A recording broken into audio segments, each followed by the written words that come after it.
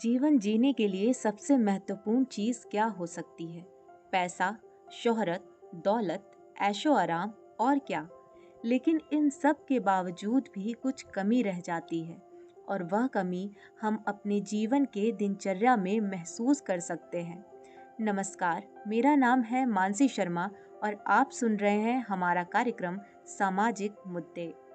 आज हम बात करेंगे एक ऐसे विषय की जो भारत के परिप्रेक्ष्य से बात करना बहुत ज़रूरी है।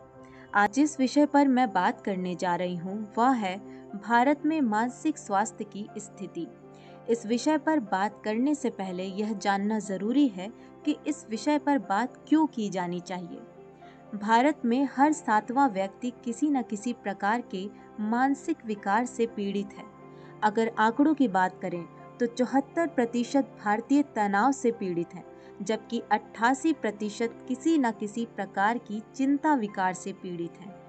अगर हम भारत में आत्महत्या के मामलों की बात करें तो हर साल 2.6 लाख से अधिक मामले केवल आत्महत्या के हैं और इसके बावजूद भारत में हर 10 लाख आबादी पर केवल 3 मनोचिकित्सक हैं। वैसे तो भारत में स्वास्थ्य के लिए बजट प्रस्तुत किया गया है, लेकिन अगर विश्व भर से तुलना करें तो दुनिया के ज़्यादातर देश अपने सकल घरेलू उत्पाद का लगभग 5 से 18% मानसिक स्वास्थ्य पर खर्च करते हैं, जबकि भारत का इस दिशा में खर्च मात्र 0.05% ही है।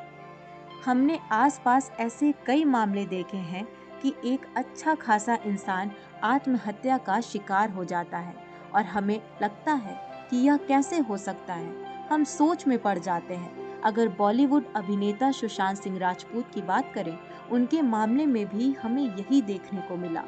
इस विकार से छोटे उम्र के लोगों से लेकर बड़े वरिष्ठ लोग भी पीड़ित हैं। हमें यह समझना होगा कि हम अपनी आने वाली पीढ़ी को क्या दे रहे हैं। मानसिक स्वास्थ्य के कई कारण हो सकते हैं, जिसमें आनुवांशिक, चिंता, परिवार का अलग होना, गरीबी, बेरोजगारी, नशे का आदी होना इत्यादि शामिल है। इसके लक्षण भावनाओं, विचारों और व्यवहार को प्रभावित करने की क्षमता रखते हैं। उदास महसूस करना, ध्यान केंद्रित करने की क्षमता में कमी, दोस्तों और अन्य गतिविधियों से अलग होना, थकान एवं निद्रा की समस्या आदि इसके लक्षण के अंतर्गत आते हैं। और यह विषय महत्वपूर्ण तब हो जाता है जब दुनिया भर में भारत आत्महत्या के मामले में पहले स्थान पर हो। एक सर्वे के मुताबिक 57% लोग मानसिक स्वास्थ्य के विकारों से परिचित नहीं हैं।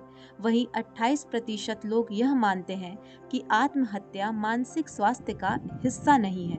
वहीं 80% लोगों को पता भी नहीं है कि मानसिक स्वास्थ्य हेल्थ इंश्योरेंस के अंदर आता है। भारतीय सिनेमा में मानसिक स्वास्थ्य को कई फिल्मों के द्वारा दर्शाया गया है। एक ऐसी ही फिल्म थी तारे जमीन पर। उसमें एक बच्चा रहता है जिसका नाम रहता है ईशान अवस्थी, जो डिसलेक्सिया से जूझ रहा होता है, लेकिन इसके परिवार का ऐसा मानना था कि वह कामचोर है, वह काम नहीं करना चाहता। लेकिन बाद में पता चलता है कि वह मानसिक विकार से पीड़ित था, उसे पढ़ने लिखने में समस्या थी। ऐसे ही अगर हम रोज़मर्रा की ज़िंदगी में देखें तो न जाने कितने ही लोग हमारे आसपास मानसिक स्वास्थ्य पर पड़ने वाले नकारात्मक प्रभाव से जूझ रहे हैं। इन समस्याओं का सामने न आ पाने का सबसे बड़ा कारण है कि यहाँ मानसिक स्वास्थ्य शब्द को नकारात्मक तरीके से देखा जाता है। ऐसे में लोग अपने आसपास के लोगों से भी अपने बारे में या वो किस दौर से गुजर रहे हैं यह बताने में कतराते हैं। कई ऐसे लोग हैं जो मनोचिकित्सक के पास जाना नहीं चाहते और हमारे समाज में यह धारणा भी बनी हुई है कि ऐसे लोग ठीक नहीं हो सकते। ऐसे में मानसिक स्वास्थ्य को लोगों के समक्ष लाने में कई चुनौतियां हैं।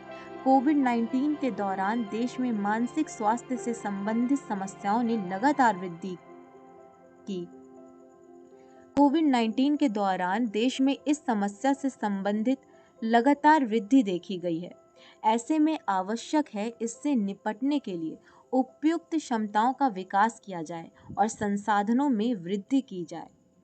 यहाँ मीडिया के महत्व की बात करें तो प्रिंट, इलेक्ट्रॉनिक और सोशल मीडिया ऐसे मानसिक रोग ग्रस्त लोगों की समस्याओं को संवेदनशील ढंग से उठा सकते हैं और निश्चय ही इससे समाज का उपेक्षावादी रवैया कमजोर होगा और संवेदनशीलता में वृद्धि होगी। इसमें एक और बात आती है कि यह सिर्फ केंद्र का विषय नहीं है, यह राज्य का विषय है। ये राज्य के स्तर पर भी देखा जाना चाहिए। ऐसे में केंद्र और राज्य सरकार को आपस में समन्वय बनाकर इस पर काम करना होगा और इसमें जो सबसे महत्वपूर्ण चीज़ है वह है बजट आवंटन। बजटीय आवंटन की चिंताजनक स्थिति भी मानसिक स्वास्थ्य सुधारों में से एक बड़ी बाधा है। ऐसे में आवश्यकता इस बात की है कि राष्ट्रीय मानसिक स्वास्थ्य और स्नायु विज्ञान संस्थान तथा अन्य एजेंसियों द्वारा मानसिक समस्याओं से ग्रसित लोगों की पहचान करते हुए मानसिक रोगों के प्रति सर्वाधिक संवेदनशील तबके के लिए व्यवस्था की जाए। और और अंत में मैं अपने श्रोताओं से यही कहना चाहूँगी कि आप सामने आकर इस विषय पर बात करें ताकि आने वाली पीढ़ी को आप ये बता पाएँ कि यह कोई कलंक नहीं है। इससे हम लड़ सकते हैं और हमें लड़ना होगा।